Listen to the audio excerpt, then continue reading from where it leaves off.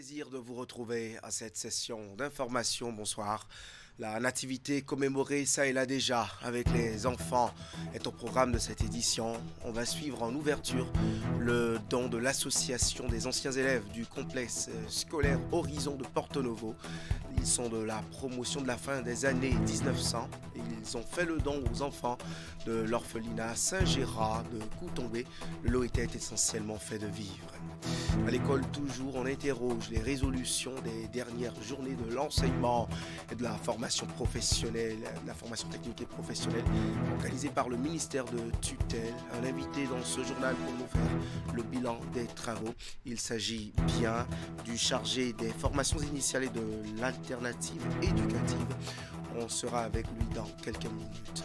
Excursion touristique aux meilleurs enfants de la Donga à l'examen du certificat d'études primaires 2024.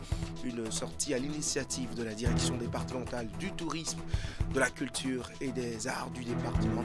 Ils ont visité les merveilles de leur terroir et les communes de la Takora. L'association des anciens élèves du complexe scolaire Horizon de Porto Novo, promotion 97-2000, soutient les pensionnaires de l'orphelinat Saint-Gérard de Coutombé. Ceci à travers un don de vivres et de biens pour permettre aux enfants de ce centre de passer eux aussi de joyeuses fêtes de fin d'année. On suit ensemble le reportage. Des membres de l'association des anciens élèves du complexe scolaire Horizon de Porto Novo, promotion 97 à 2000, à l'orphelinat Saint-Gérard de Coutombé. Ils y sont venus les bras chargés de vivres pour soutenir le quotidien de ces enfants orphelins ou abandonnés, pris en charge par les sœurs. Ils ont besoin de nous. Ils appartiennent à la communauté. Et donc, nous avons l'obligation de les soutenir. Et par ces temps de fête, c'est de la joie dans toutes les familles. C'est normal aussi que dans les centres d'orphelinat, que cette même joie s'observe.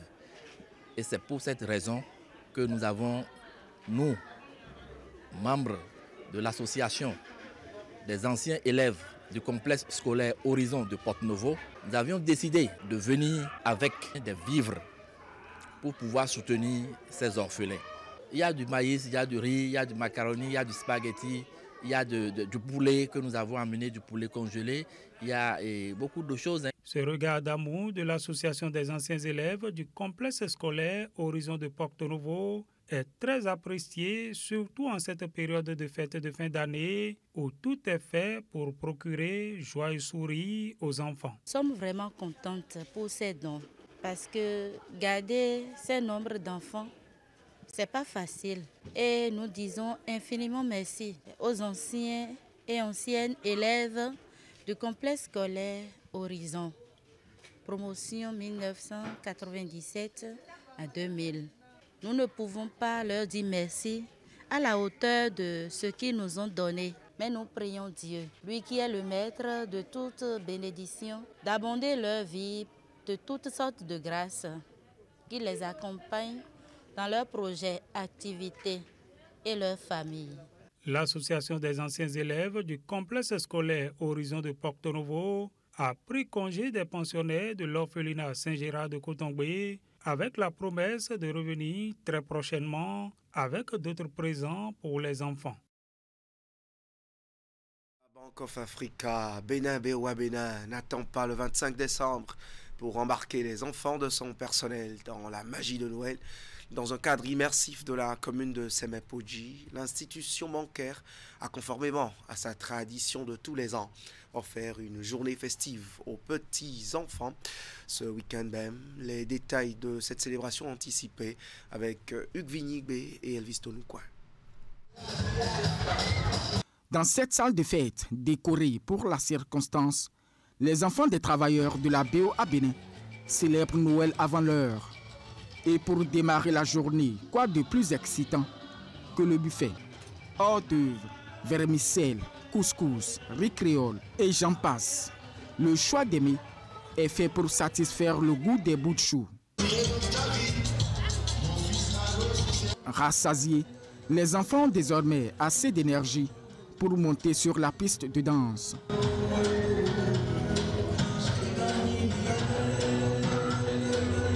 Mais le véritable spectacle commence à l'entrée sur scène du magicien. Durant plusieurs minutes, les tours de magie se sont enchaînés, suscitant dans la foule des cris d'incrédulité. L'effervescence atteint son point culminant lorsque l'artiste chanteur Nicanor s'en mêle. Au firmament du bonheur, les enfants ont à peine honoré l'apparition du Père Noël, signe que l'heure de la remise des cadeaux a sonné.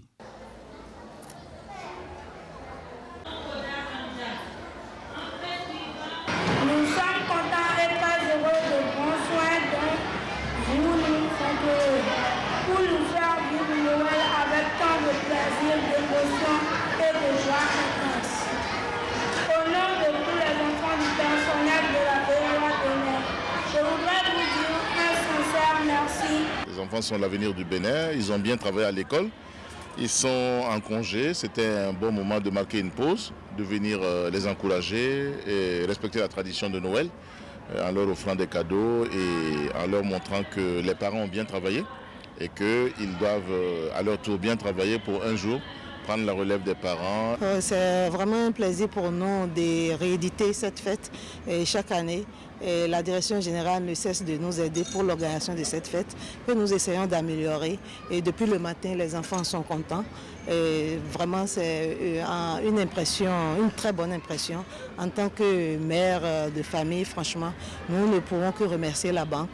Occasion pour le directeur général de la BOA Bénin d'adresser également un message à la clientèle de la banque. Je souhaite que ces fêtes se passent en famille, dans la joie, dans la gaieté et que ce soit le moment pour nous tous de faire un bilan et d'amorcer 2025 sous de meilleurs auspices avec de nouveaux engagements pour que le pays aille toujours de l'avant. Cette année, une retransmission en direct de l'événement est assurée pour le plaisir des parents restés hors de la salle. La journée s'est poursuivie et achevée dans le parc d'attractions situé sur le site. Les apprenants des complexes scolaires Sainte-Élisabeth de Djefa-Plage et de Djefa, nous sommes là dans la commune de Semepoji, ont eux aussi eu droit à la joie de Noël. Le Père Noël, invité par Epiphane Bedo, le fondateur de ces deux établissements scolaires, est venu leur distribuer des cadeaux dans une ambiance festive, ambiance que nous retrouvons dans ce reportage. Une fête de Noël riche en couleurs pour les petits apprenants du complexe scolaire Sainte-Élisabeth de Djefa-Plage. Reconnus comme la fête des enfants, ce sont eux-mêmes qui ont agrémenté cette journée récréative qui marque aussi la fin du premier trimestre de l'année scolaire. À travers différents tableaux, poésie en anglais, School name is St. Elizabeth. It is located in Jaffa. chorégraphie,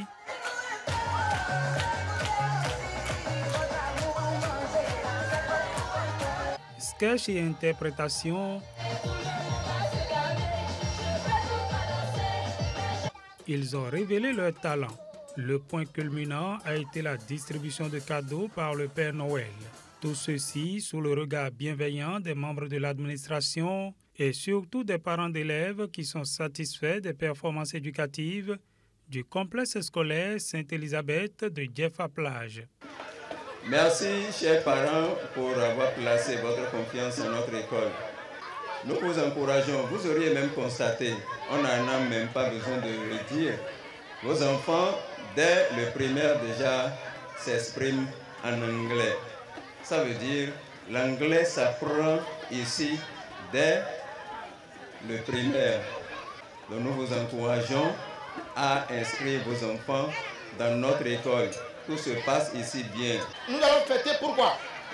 Vous avez fait plusieurs mois. Vous avez commencé depuis septembre et vous avez travaillé. Vous avez bravé la pluie, le soleil, la tempête, tout. Et vous êtes là pour les matins. Et parfois vous êtes sous le stress pendant plusieurs mois. Nous avons dit que nous allons mettre la joie dans votre cœur. Ce n'est pas du gaspillage. Vous avez souffert pendant plusieurs mois. Il faudrait qu'on sème la joie dans votre cœur. Après le complexe scolaire Sainte-Élisabeth de Djefa-Plage, Epiphane Bedo a également pensé aux apprenants du complexe scolaire de Djefa, dont il est aussi le promoteur. Distribution de cadeaux ponctuée de prestations artistiques, ces enfants ont eu leur part de joie de Noël. Mes impressions sont bonnes et très bonnes. Très bonnes parce que c'était une liesse, vraiment de la joie, et pour les parents et pour les apprenants.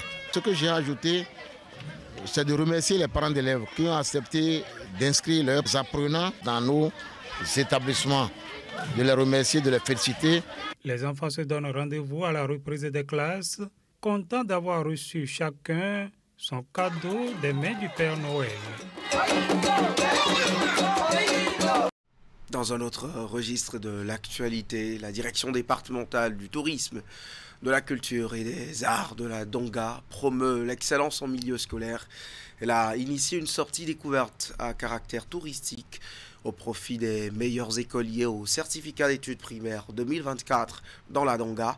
Cette initiative est parrainée par le député Abdoul Malik Seibou Gomina. Abdou Sahamid Drissou, lui, nous en donne les précisions. Cette descente sur le terrain offre l'opportunité à ces touristes de circonstance de découvrir et contempler le riche patrimoine culturel et touristique de la Takora et de la Donga. C'est la sortie découverte à caractère touristique initiée par la direction départementale du tourisme, de la culture et des arts de la Donga au profit des meilleurs écoliers du certificat d'études primaires 2024. L'objectif visé est de promouvoir l'excellence et en même temps faire la promotion du tourisme, le tourisme local. Vous n'êtes pas sans savoir que la plupart de ces sites touristiques et d'autres réalités sont enseignés à l'école. Donc cette sortie permettra aux enfants d'aller au contact de ce qu'ils ont appris dans les livres. Et ça leur permettra également d'aller au contact de certaines personnalités. C'est ce qui fait la spécificité de l'édition de cette année.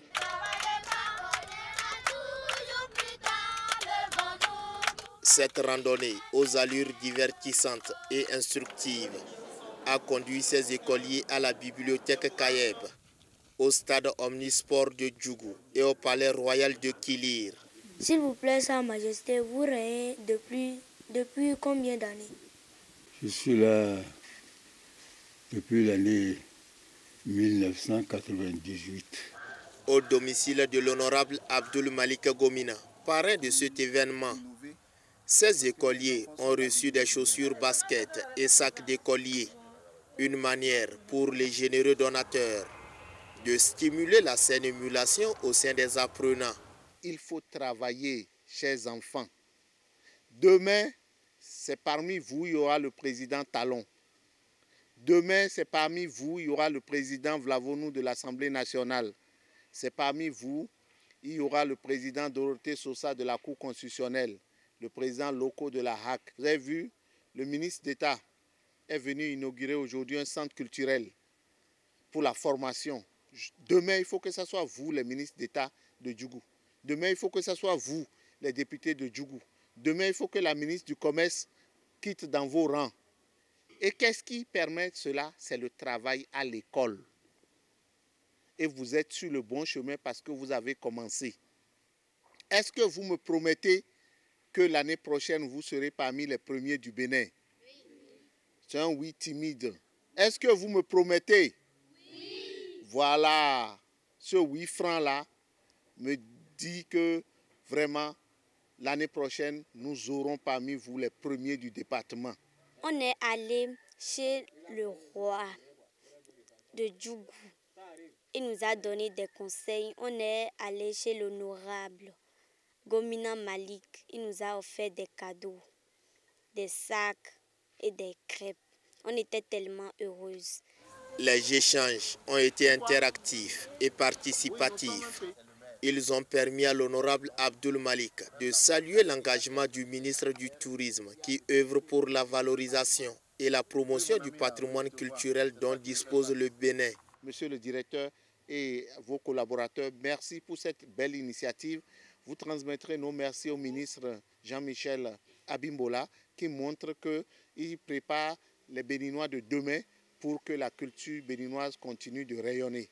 La direction départementale à charge de la culture d'Onga a décerné des attestations de reconnaissance aux enseignants et celles de participation aux écoliers.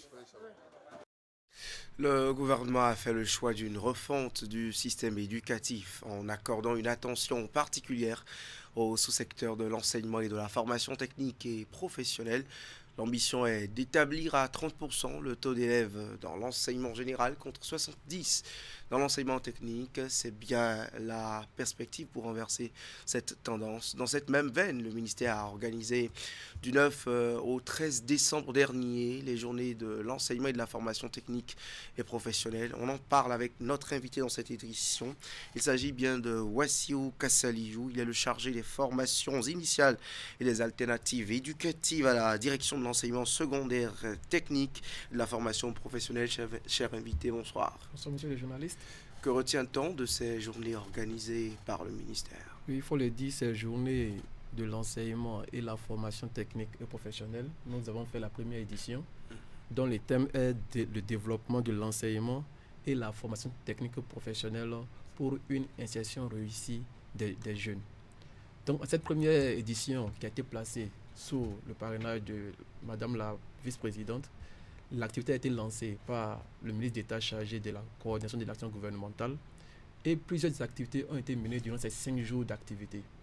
D'abord, il a été question de faire des communications sur des thématiques majeures à la date d'aujourd'hui. Et à part cette communication, il y a aussi des expositions et des ateliers pratiques de démonstration de nos installations de formation. Et à part ça aussi, les meilleurs apprenants de l'UFTP ont été récompensés et des structures étatiques intervenant dans l'UFTP ont été distinguées lors de la cérémonie de clôture. En somme, il faut dire que exactement, aujourd'hui, nous avons atteint l'objectif que nous voulons. Lequel? À savoir, d'abord, tous les établissements publics ont pu participer à cette activité en faisant des expositions de leur production, de leur savoir-faire et de ce qu'on apprend aux apprenants dans les lycées techniques et professionnels. Et à part ces établissements publics, les privés aussi ont été sollicités. Donc on a eu jusqu'à plus de 15 établissements privés qui ont pris part aux travaux. Ce qui veut dire que le secteur privé est pris en compte à ce niveau-là. À part ça, nous avons aussi fait des expositions à travers ces établissements. Et au total, 328 œuvres ont été exposées. Sur des expériences de 120, nous sommes allés à 328 œuvres exposées, dont 139 projets innovants, techniques, qui sont vraiment de véritables innovations de notre établissement de formation qui bientôt seront vraiment, qui ont fait preuve vraiment de certification. Au départ, lorsqu'on faisait cette activité, on avait projeté avoir environ 2000 visiteurs, mais à la fin, on a eu 4528 visiteurs de toutes les couches de nos sociétés. Il y a eu des apprenants, il y a eu des étudiants, il y a eu des décideurs politiques, et il y a même des têtes couronnées qui sont venus visiter les stands, les parents d'élèves sont tous venus visiter ces stands-là.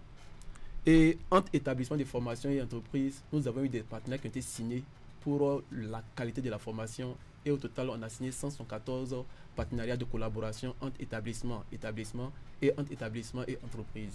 Donc c'est vraiment une marque de réussite pour nous. Mais ce n'est pas tout.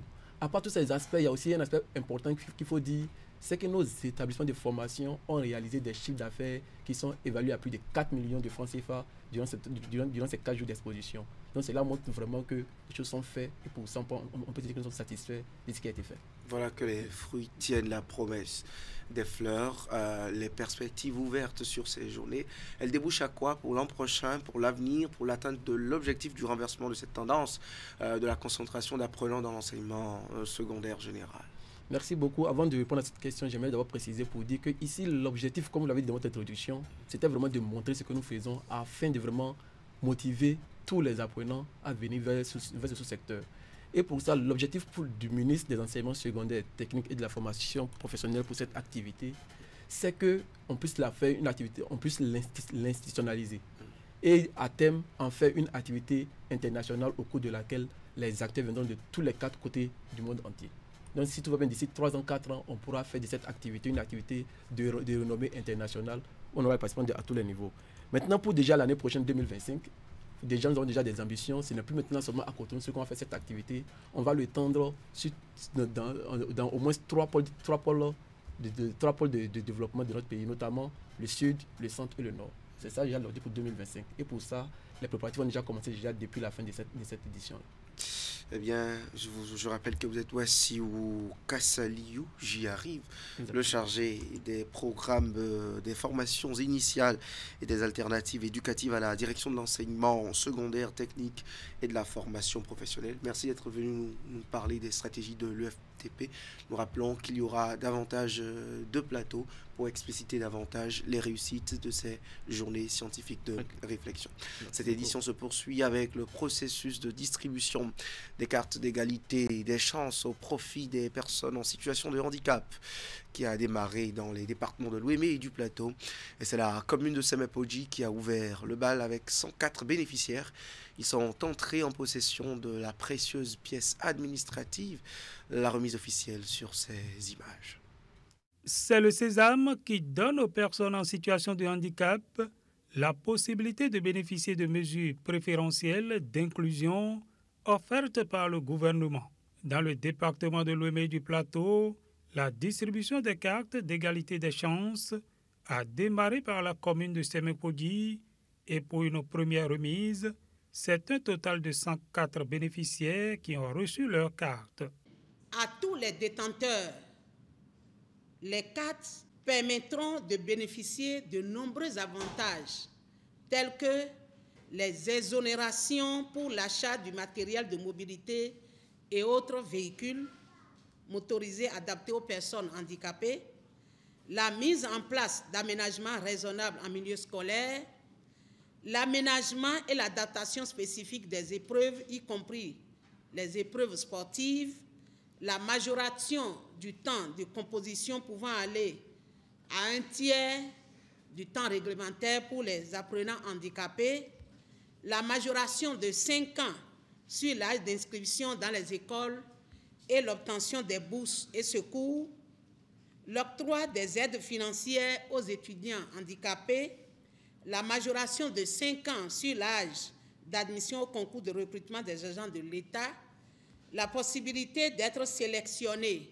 au titre des 5% lors des concours de recrutement dans l'administration publique, l'octroi des frais d'installation pour le développement des initiatives entrepreneuriales, l'éligibilité au crédit en soutien aux initiatives entrepreneuriales et que sais-je encore. Mesdames et messieurs, chères populations, je vous rassure de ce que le processus de délivrance des cartes d'égalité de chance est permanent et les guichets uniques de protection sociale recevront les demandes tout au long de l'année sans interruption.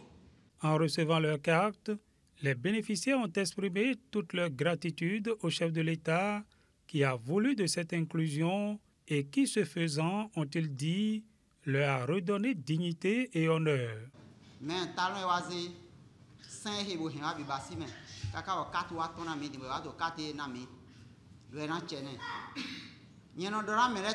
Taron n'est pas politicien, il est praticien.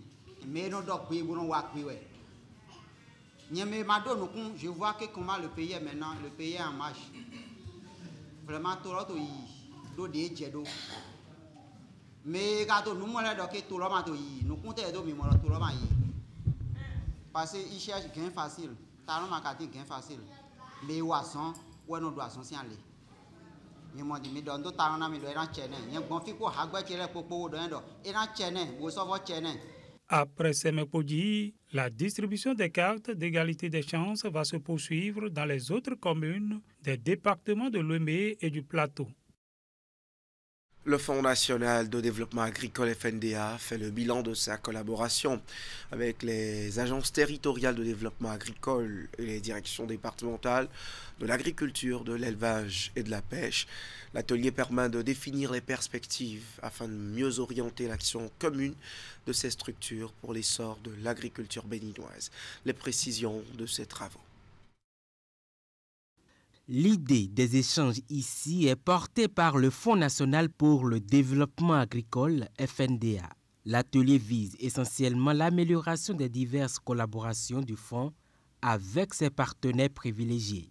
Prennent part à ces assises des cadres des agences territoriales de développement agricole, ATDA, des agents des directions départementales de l'agriculture, de l'élevage et de la pêche, des délégués de la Chambre nationale de l'agriculture ainsi que des acteurs des organisations de la société civile. À travers ma voix, je voudrais, au nom de mes collègues également, exprimer toute notre gratitude au DG et à toute son équipe pour cette initiative qu'il a prise de pouvoir réunir toutes les parties prenantes qui interviennent dans le dispositif du FNDA afin qu'on puisse ensemble faire le bilan de l'année qui s'achève. Et je remercie tous ceux qui ont participé et souhaite que, à la sortie de cet atelier, que ces actions puissent continuer, pour que nous puissions collaborer entre nous acteurs pour vraiment accompagner le secteur agricole qui tient vraiment le président de la République, le gouvernement actuel,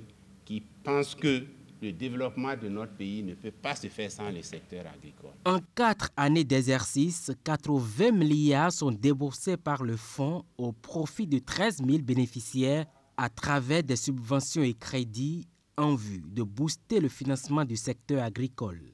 Pendant 2 jours, il s'agira entre autres pour les participants d'échanger sur le mécanisme amélioré du FNDA et les différents outils opérationnels des guichets, d'analyser les forces et faiblesses de la collaboration avec les différents partenaires, puis définir une feuille de route consensuelle de dynamisation des coopérations. Le souhait du chef de l'État, en mettant en place une institution comme le FNDA, est de permettre que le dernier producteur puisse prospérer et s'élever.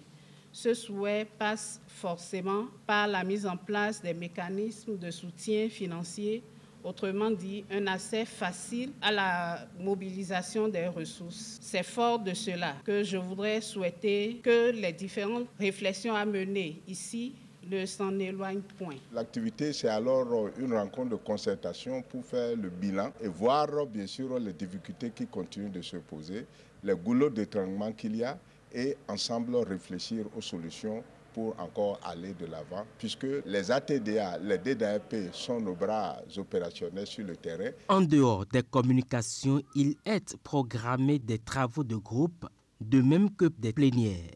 Les résultats seront convertis en solutions efficaces pour impacter durablement le financement du secteur agricole. On finit dans le département du Mono où les membres de la conférence administrative départementale étaient en session à la préfecture de Lokossa. Il s'agit de la 4e session de la CAD en cette année 2024, une réunion consacrée à un certain nombre de sujets touchant au bon fonctionnement de l'administration de ce département. Voici le résumé des travaux de cette session avec Narcisse Anossé et Florent Do.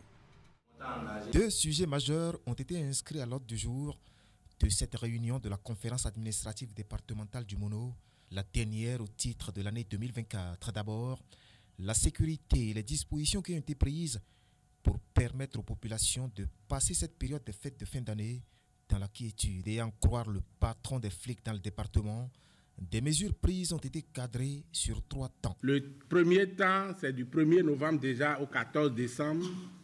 Ce temps, nous l'avons déjà terminé. Les rapports sont déjà transmis à la hiérarchie. Le temps suivant, c'est du 15 décembre au 22 décembre. Nous aurons à occuper les points de passage obligés dans chaque zone et assurer les contrôles dans toutes les communes du département du Mono en sécurisant aussi les différents corridors. Le temps d'effort, c'est du 23 décembre 2024 au 2 janvier 2025. Nous aurons à renforcer les contrôles par des fouilles systématiques des parties de cache d'armes ou autres sur les engins à 2 roues, à 4 roues, palper les occupants, démanteler les ghettos sur l'ensemble du territoire du département. Et la 3e période va du 3 au 15 janvier 2025, période au cours de laquelle le dispositif sera allégé avec une réorganisation autour des missions traditionnelles de la police républicaine. Le second sujet abordé au cours de ces assises est relatif au point de la consommation des crédits délégués alloués au service déconcentré de l'État ici. Vous n'êtes pas sans savoir que nous sommes déjà pratiquement à la fin de l'année. Donc nous avons fait le point de la mise en œuvre des différentes activités au niveau donc des directions départementales.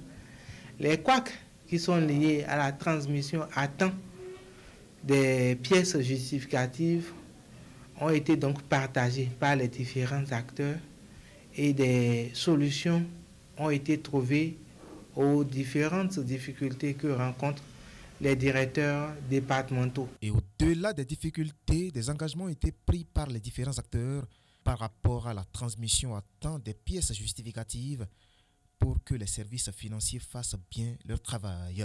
Cette 4e session vient ainsi clôturer officiellement l'exercice statutaire confié par la loi aux membres de la conférence administrative départementale du Mono. Cette édition s'achève. Merci à chacun et à tous de l'avoir suivi.